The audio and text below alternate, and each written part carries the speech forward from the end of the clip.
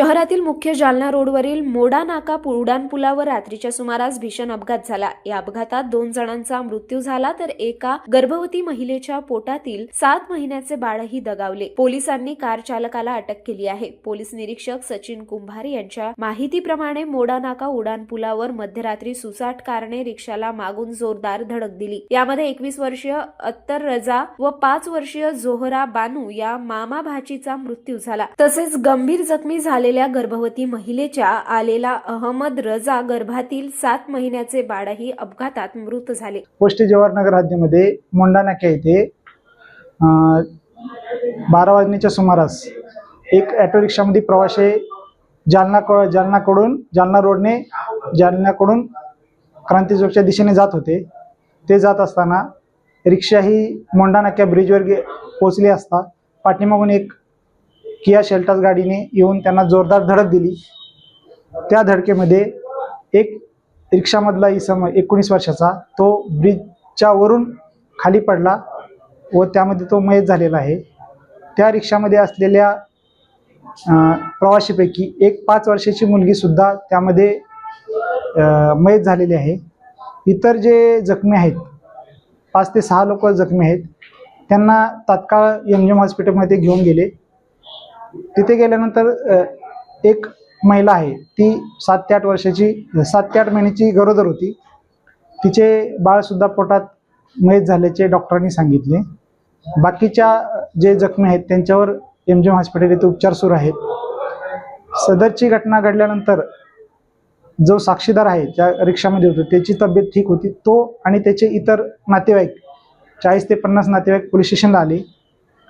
त्यांनी सांगितले की जी सदरची गाडी जी आहे किया शेल्टर्स ही महिला चालवत होती असं त्यांनी त्यापैकी काही लोकांनी सांगितलं। त्यांनी सांगितल्यानंतर आम्ही त्या सर्व लोकांच्या समोर CCTV फुटेज चेक केले असता एका ठिकाणी ती जी गाडी दिसून आली आणि त्या गाडीमध्ये जे आहे एक इसम गाडी चालवत असलेला जेंट्स इसम गाडी चालवत असल्याचा दिसून आला। त्यावरून त्यांनी स्वतःनी खात्री केली आणि त्या गाडी चालकाच्या विरुद्ध त्यांनी लेखी तक्रार दिली नावासहित।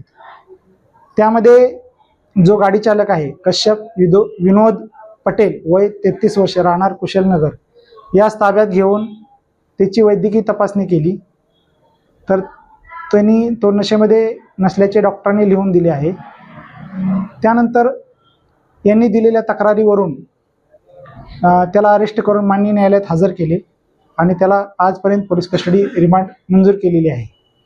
आम्ही आणखी CCTV फुटेज पाहून त्यामध्ये आणखी काही आरोपी आहेत का किंवा आणखी काही पुराव्याच्या दृष्टीने आणखी काही महत्त्वाचा पुरावा मिळतो का याचा शोध घेत आहोत। आरोपीनं नेमका अपघात झाला कसा, काय घडलं नेमकं, किंवा जी जखमी त्यांनी काय सांगितलं आपल्याला? आरोपीकडे विचारपूस केली असता त्यांनी सांगितले की सदरची गाडी त्याच्या चुलतेच्या नावावर असून त्या गाडीमध्ये एकूण 3 मुली होत्या। त्यापैकी 2 मुली ह्या त्याच्या चुलत भावाच्या होत्या आणि एक जी मुलगी होती ती त्यांची मैत्रीण होती। 3 मुलीपैकी 2 मुली ह्या 17 वर्षाच्या होत्या व एक मुलगी 13 वर्षाची। त्या मुली त्यांच्या जी शाळेचं फंक्शन होतं ॲन्युअल फंक्शन ते सातारा परिसरमध्ये होते।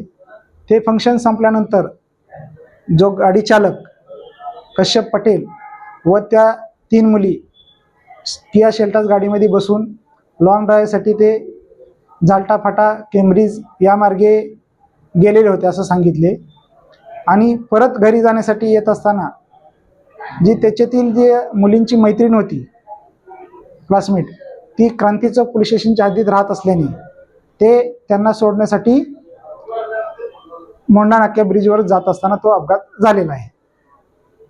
परंतु गाडी तर जवाहरनगरच्या दिशेने येऊन आकाशवाणीकडे जाताना दिसल्याचं सांगण्यात येते।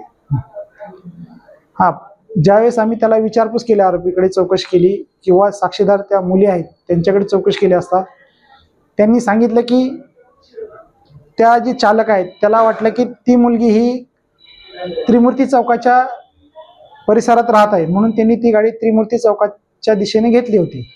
परंतु त्या ठिकाणी सुद्धा त्याच्यातलं कोणी उतरलेलं नाही, फक्त गाडी थांबून पुन्हा वळून आकाशवाणीच्या दिशेने आलेली आहे आणि आकाशवाणीपासून पुन्हा ती थोडंसं थांबून पुन्हा ती मोंढा नाका ब्रिजच्या दिशेने जाताना आम्हाला दिसत आहे. पण हा अपघात घडला कसा नेमका? ती गाडी थोडीशी फास्ट असल्याचे आमच्या सीसीटीव्ही फुटेजवरून आम्हाला दिसून आलेलं आहे. जो आरोपी आहे त्यानं, जो चालक आहे त्यानं काय सांगितलं नेमका अपघात घडला कसा, काय कारण होतं नेमका अपघात घडण्याचं? की ती रिक्षा मधोमध चालत होती का, याला साईड दिली नाही का, काय नेमका प्रॉब्लेम? नाही, रिक्षा बरोबर चालत होती, पण याच्याकडून गाडी कंट्रोल न झाल्यामुळे तो अपघात झाल्याचं आरोपीने सांगितले.